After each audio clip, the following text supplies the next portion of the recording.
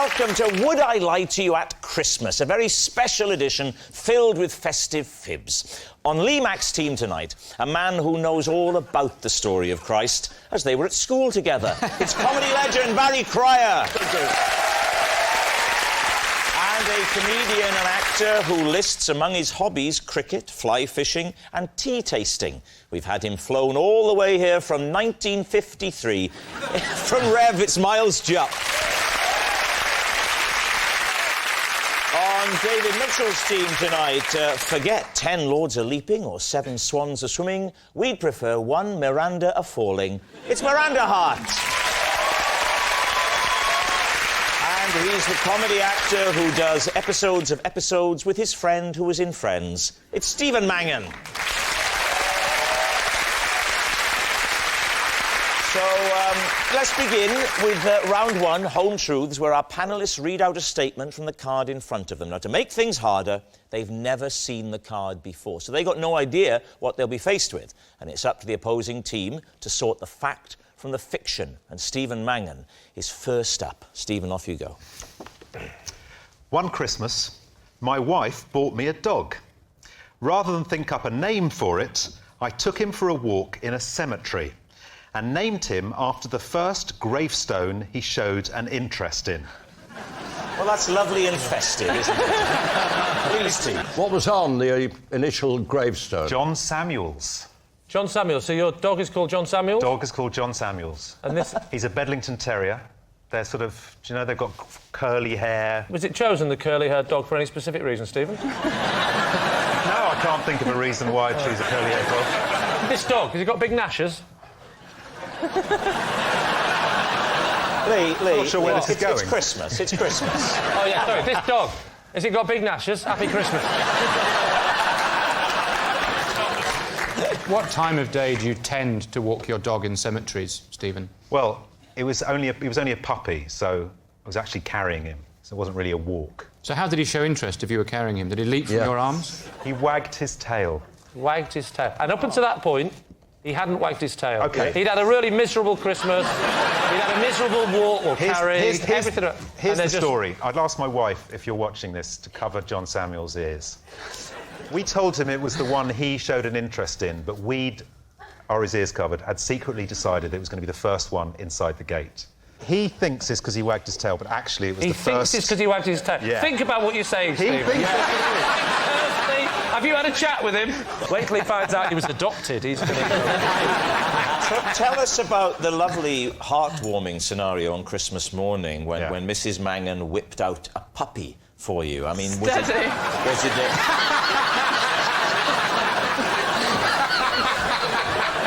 I think you know full well that's not what I meant, Miranda. How did she present the puppy to you? The puppy came with her parents. Wow, that's a hell of a present. Yeah, exactly. Was it a special offer? They were coming round to ours for lunch, and they brought the puppy in a little basket with a bow round its neck. Oh, that's lovely. And a big sign saying, to Stephen. Honestly, Stephen, how much did you want the dog? A lot. I've always wanted a dog. My mum never let us have animals. We had a cat once, but it wasn't allowed in the house. You haven't really got the cat, then, have you, in that case? Did she just point at cats? Well, yeah, that belongs to us. We had a cat, but he wasn't allowed in the house. Well, there was a in that room... case, we own a cow. Is this the first time you've done this? Yeah, we only have one dog. Pets, or... We've got one dog, that's it. No. You got any children? 2 children. How did you name them? What, Burger King and Boots? So what are you thinking, Lee? Does this sound truthful to you? I'm not sure, really. What do you think, Barry? Too much erratic detail in it. I don't think the narrative holds together. Miles? I think this couldn't be less true. You don't think it could be less true? No. What if it's a lie? That's definitely less true if it's a lie, isn't it? If I'm going I don't think if I'm going to talk less. semantics with someone tonight, Lee, it won't be you. I love having Miles on the show. He's the only person in the world that can make David Mitchell sound like Danny Dyer. I don't believe Stephen. So you think it's a lie? I do think it's a lie. You think it's a lie? Yes. Well, I disagree with you, so I think it's not true. Right. Stephen, were you telling the truth, or were you telling a lie? Amazingly, it's a lie. Yes, it's a lie. Stephen didn't take his dog for a walk in a cemetery to choose its name. Barry, you're next. I'm in a four-man pub quiz team with a butcher, a baker and a candlestick maker. David's team. What's the name of this team? Quartet. How did you get to know the butcher, the baker and the candlestick maker? In the pub. There was much mirth because we realised it was butcher, baker and candlestick maker. What's the name of your butcher friend? Harry Granger. And the Was baker? quite quick. Ed. Ed what? Ed Saville. And the candlestick maker. It's called... He's called Bill Grimes. No, it's not! Just because you're dressed in like the 19th century, the names don't have to be for the 19th century. So, Barry, remind me again, the three names are? Bill, Harry and Ed. And their surnames? Grimes. Do you know, you've got me there.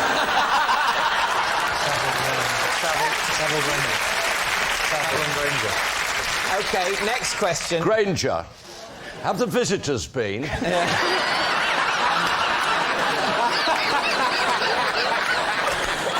brought you some flowers, Barry. Did they? And some chocolates, yes. They steal your trousers when you're asleep.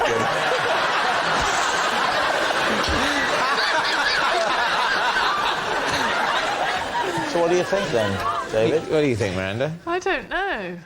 I do.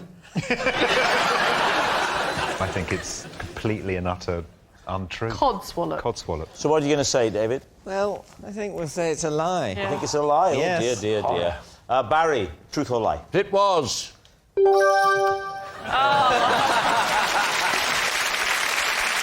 Yes, it's a lie. Barry's not in a four-man pub quiz team.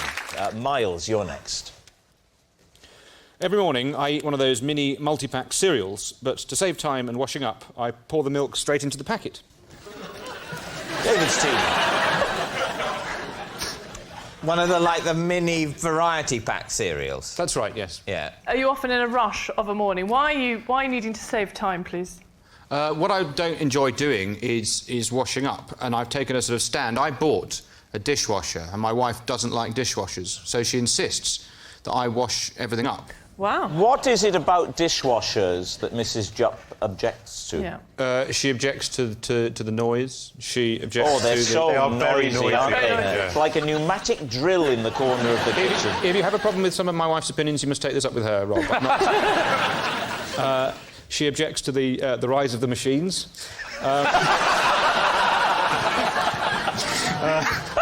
Does she think that the dishwasher represents the thin end of some kind of robotic takeover wedge? No, robotic takeover wedge is the very phrase, David. Where does she stand on the Hoover? That is not how a Hoover operates. Miles, what are the cereals you get in those little boxes? This is the test, isn't it? Well, you get Frosties, Good Rice stuff. Krispies, Nice. Yep. cornflakes, Crunchy Nut cornflakes, Cocoa Pops. 3 more to go. What's your favourite? If you don't get this right, this last one, it'll be Cheerio to you.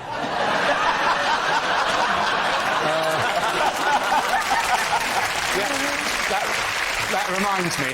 Hula hoops. What are they? No, Cheerios. good. And then it's actually on a rotation, so there will be some swaps. You don't always get 8 separate. Can we trouble you for a full mime? Yes. Absolutely. You've got a little box of Cocoa Pops there. I draw up the inner bag and I open it like this carefully. Yeah, draw Nice out its little underwear. You've given away a lot there, David. So I pour the milk into the bag, and then I eat the cereal, and then when there's a little bit of milk left over, I pour that into my mouth. Meanwhile, his wife sat in the corner weeping. Do you find no problem of sort of sloppage between bag and inner cardboard? Well, if I spilled something, I would get some sort of disposable material, such as kitchen roll, and wipe it up and then drop it straight into the... You don't find that something sort of leaks down, a bit of sticky goo, in a way that would be displeasing to someone as tidy as you? No, This is like C-3PO talking to R2D. I don't have any breakfast time seepage issues. Well, when you've been married a while, that sort of stuff does tend to tail off. What do you think, truth or lie? Well, what's clear is that Miles' wife is Amish. He's not accepting of her religious views. Yeah. And that's very, very sad. What do you think, Stephen? I think he's thrashing about and drowning in a lye soup. What are you thinking, Miranda? Because it's so ridiculous, I'm veering towards the truth. You think true? Yeah, why not? You think lie? I think a lie. I think it's a lie. You think it's a lie? OK. Miles, were you telling the truth or were you telling a lie? I was telling a lie. It was a lie. Yeah. Miles doesn't pour milk straight into cereal packets to save time. Right. Our next round is called This Is My, where we bring on a mystery guest who has a close connection to one of our panellists. Now, this week, each of Lee's team will claim it's them that has the genuine connection to the guest, and it's up to David's team to spot who's telling the truth. So, please welcome this week's special guest, Mike.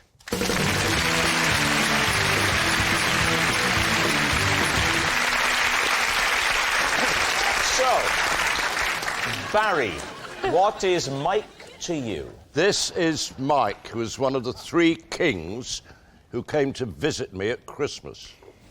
OK. Miles, what is Mike to you?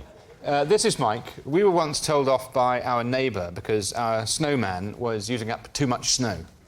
Right. And Lee, what's your relationship with Mike? This is Mike, and last year I ordered my Christmas turkey from his farm, but I never got to eat it because I formed an unbreakable bond with the bird.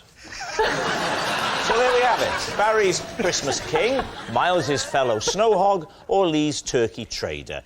David's team, where would you like to begin? So, Barry, your story is unclear at the moment. Are you saying that you're the baby Jesus? No, it was Christmas, and 3 kings visited me. What countries were they king of? They were not kings in the regal sense at all. In what sense were they kings? In sense of their name. Their surname was King? Yes. I get it now. Suddenly it's more plausible. Here we go again. What are the names of the 3 kings? Mike. Phew! Tony. Tony King. And Dennis. Dennis King. Dennis King. It's a very warm memory I've got of them visiting.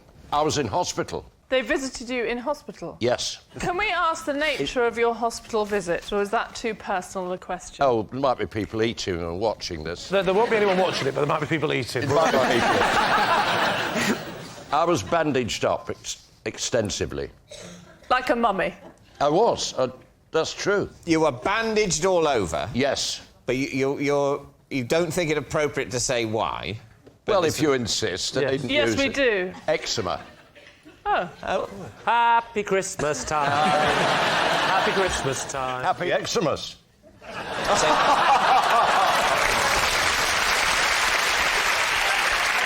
Right, what about Miles? OK, Miles, you and Mike were making a snowman together. A neighbour was very cross with us because our snowman had used too much snow. Set the scene. Where were you making the snowman? Northampton. So you live in Northampton? No, I don't live in there. Mike lives in Northampton. So... And I was staying in Northampton. And why were you staying with Mike? Yes, because he rents rooms to actors. So what was the play you were doing in Northampton? It was called The Way of the World. Right. And you were staying with Mike? That's right, yeah. How did the topic of building a snowman with this relative stranger Say relative stranger. brought I was staying in Mike's house for 2.5 months. What would happen? I would go back to the digs after the show, and Mike would often still be up and say, "Oh, I've just opened a bottle, and do you want a glass?" So I'd sit and we'd chat about how did it go, and I'd say, "Oh, Mike, it was another absolute triumph." And, So you got to know Mike, and then one day it snowed, and Mike said, "We're friends now." And at that point, words weren't necessary. You both looked at each other. Come on, Mike. So that it snowed. Yeah. And who brings up the subject of building a snowman? Oh, well, Mike smokes, so he would go outside on the doorstep. And one night That's he went when he out... noticed the snow. Well, he hadn't looked out the window up at that point because I was telling him theatrical anecdotes, so he was absolutely riveted. He would have no reason to look anywhere other than straight at, you know, whichever part of my body I was using to tell the story. Which parts of your body can you use to tell stories? He's a proper actor. He tells stories with his whole body. It's not just neck-up cynicism. But so Mike hadn't noticed the snow. He went outside. He said, "Do you know it's snowing?" And so I wandered out, and I was like, "Oh wow, I haven't made a snowman for ages." And we were talking about making snowman, and I said, "You know that thing when you start rolling snow, and you can make a snowman really big really quickly because you roll it and it starts picking up." And I started demonstrating. But only if the snow has already lain and you said it's snowing. Thank you. Yeah, but how? I think what you're underestimating, Miranda, is the length of Miles's anecdote. It starts snowing, and then the anecdote finishes. It's about 6 feet of it. Now it seems more plausible. Yes. Right, and then what happens? I used the snow from probably about 3 or 4 houses. I've used all that snow to make one enormous, ridiculously large snowman. And then what happened? Because then there was an altercation. When I ran out the house the next morning, a chap that lived like 2 doors down said, "Did you know who built the snowman?" I said very proudly, "I built this snowman." And he said, "Well, you've used up all the snow, haven't you?" Does this house have a back garden? It does, but the back garden is multiple, lots and lots of locks, whereas the front one, you wanted a cigarette, so you just... Why did he have so many locks on his back door? Well, because people are more likely to break into the back... You must know this. People are more likely to break into the back of the house...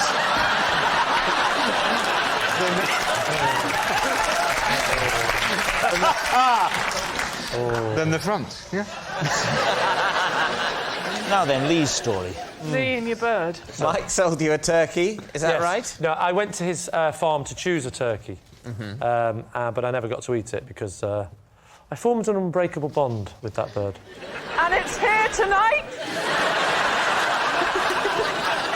What was the nature of this bond? I went to the farm in around about beginning of November, and you choose your bird, and then I was driving past again, and I thought I'd just pop in, have a look at my bird, and so he showed me, and that's when I had a proper look at it, and it looked back at me, and there was something about the look that he gave me that just made me think I don't want to kill him and eat him. So Did you immediately feel that? No. This was after we'd had dinner, and. It was about the 3rd day, I think. So what did you do to save the bird's life? I said to Mike, change of plan, I will take it home. What did you have for Christmas dinner that year? We had turkey, but not that turkey. So did you say, I'll take him as a pet, and I'll kill that one, chop its head off? No, because he won't give me the time of day. Where do you keep a turkey? In the first place, in the shed, I cleared away all the sharp implements. Bit of potpourri in a bowl. If you're not going to take my story seriously, Stephen, I don't want to talk to you. How did your wife react? She was expecting... Well, she, as you know, lives in the shed as well, so she was... she wasn't happy, and she said, I think it's time I made a move into what she calls the house. So I let her in the house. What did you call the turkey? Istanbul. Istanbul? Yeah. Why? It's in Turkey. Turkey. Right, so, David's team. Is Mike Barry's Christmas king, Miles' fellow snow hog, or Lee's turkey trader? I'm all about Miles. Yeah. In every way. I think it's Barry. Do you? Do you? Do we think Lee is definitely not... We think Lee is definitely not true. So you think it's Miles? I think it's Miles. Stephen's saying Miles. Sometimes I'm saying Miles, sometimes I'm saying Barry. I'm confused. It's Barry. You say it's Barry? OK.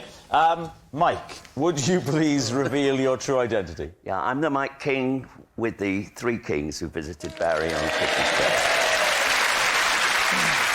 Yes, Mike is Barry's Christmas king. Thanks very much, Mike. Thank you. Which brings us to our final round, Quickfire Live. And we start with... It is David. Possession. No. Behind your chair is a box. Open the box, read the card, and then take out the possession. It's a beautiful box. Yeah. I like Look it. at that. This is entertainment. Yes. This is my cape. I used to put it on, pretend I was Doctor Who, and head into my TARDIS. Or, as my parents called it, the airing cupboard. Put the cape on. All right. Cheers. Come, feel free, David. Come and use the floor space. Think back to your dancing days. Come out and use the floor. You could have a glamorous assistant in the form of Miranda. Oh, Miranda, would you help David get into his cape? Hang on. Am Do I we doing put this over there? That's what I'm that'll thinking. Hold it in place. There we go. That fits. There. That actually fits you really well. Were you exactly the same size as a child? Yeah, exactly. I can't see you properly, David. Could you come and stand in front of me and twirl round? So you just lovely. Yes, that's That is actually a much and how needed old? reminder of... How old were you? Yeah. When was this? I think... This is how I picture you walking round your house now. How old was I?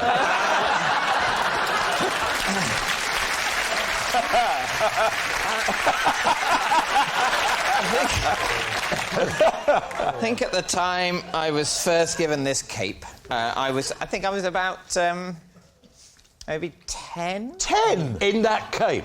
Maybe 9. It was too big for me initially. Right. Hang on a second. Whoa.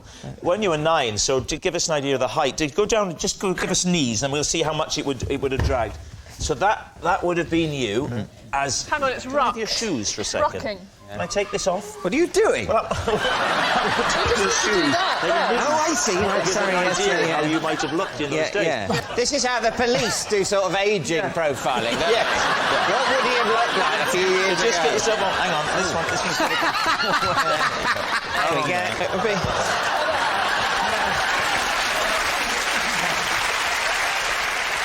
Did you say your mum and dad got you this cape? My mum made it. Your mum made it? Yeah. But Even if though she made it for you, had she no idea what size it should be? Were you a close family, David? This again cramping my knee. You can go back to your seats. Yeah. I give Right. you permission. You look like a very middle-class disgruntled Dracula. I didn't get any blood tonight. I'll just shrug back to my chair and bite some virgin's neck tomorrow, I suppose.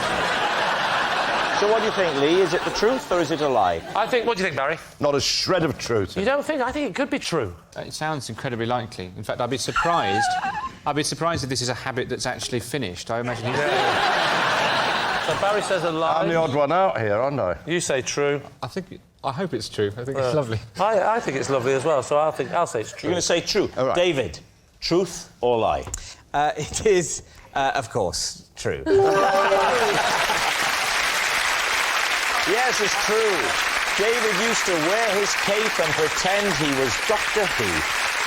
So, next, it's Miranda. I will not get out of bed on Christmas morning until I have smoked a full cigar. What age did this start? About 33. What made you start?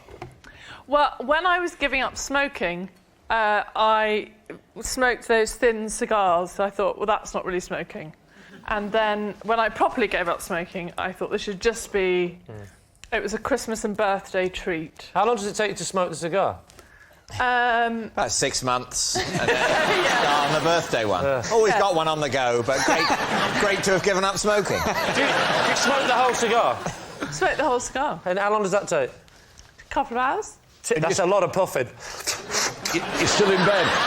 Still in bed. Do you have the cigar ready the night before in the little match and everything? You're ready to go? No, we have stockings in the morning, so we all then huddle around my bed. Oh, so the family and friends have to come to you, to the me. base of the bed, and no present opening until it's finished. Have you by now slipped into the Christmas onesie, or are you still in your negligee?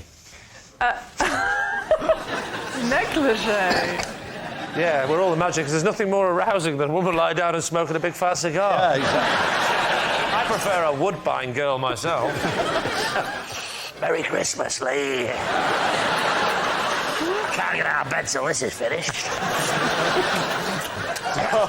So what are you going to say, then? What do we think, Barry? I've got a 100% wrong record on this current It's time for a change, It's Barry. time for a change. Whatever you say, we're going with. I think it's true. In fact, it's a You lie. think it's true? Is that what you're saying, Lee? Go opposite. No. What do you think? I think it's true. Oh, you think it's true? Yeah. You both say true. I'm going to say true. Well, I'll go with my team and say it's true. You say it's true. OK, Miranda, the cigar, Christmas morning. Truth or lie? It is a lie. Oh. Yes. Yes, it's a lie. Miranda does not smoke a full cigar before she gets out of bed on Christmas morning. Next. It's Lee. I have perfect pitch, so can listen to any noise and tell you what musical note it is. B flat. I'm joking, I can't do... You can't do it.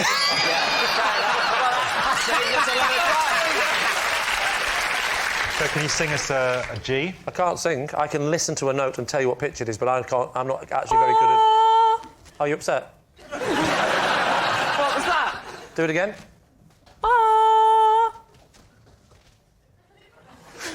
Yeah, got it. What's... That will be... That's A.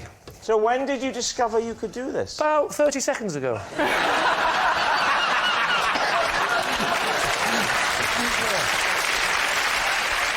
So, do you play a musical instrument? Two. I do...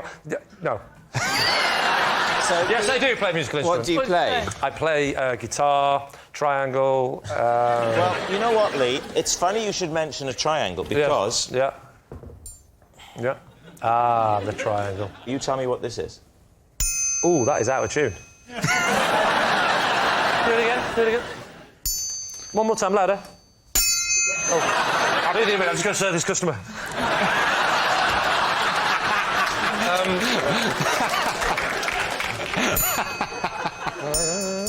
G. It's a G. G. It's a G. I don't know if it is or not. It is. Yeah. David, your tea's ready. Is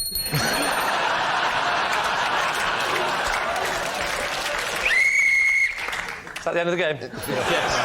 That was that last whistle. That was a P. So what do you think, David? Could that be true? Stephen? No. It's a nonsense. It's all rubbish. Lie. They're all saying lie. Lee, truth or lie? It was a fact, a lie. Oh, a surprise. Yes, it was a lie. Lee doesn't have perfect pitch. Well, that noise signals time is up. It's the end of the show, and I can reveal that David's team have romped home to a Christmas victory, 5 points to 2. Merry Christmas. There's a hammer. But it's not just a team game, and my individual Christmas liar is Miles Jupp. Yes, Miles Jupp. His pants are on fire, which is amazing when you consider how hard it is to get tweed to burn. Good night.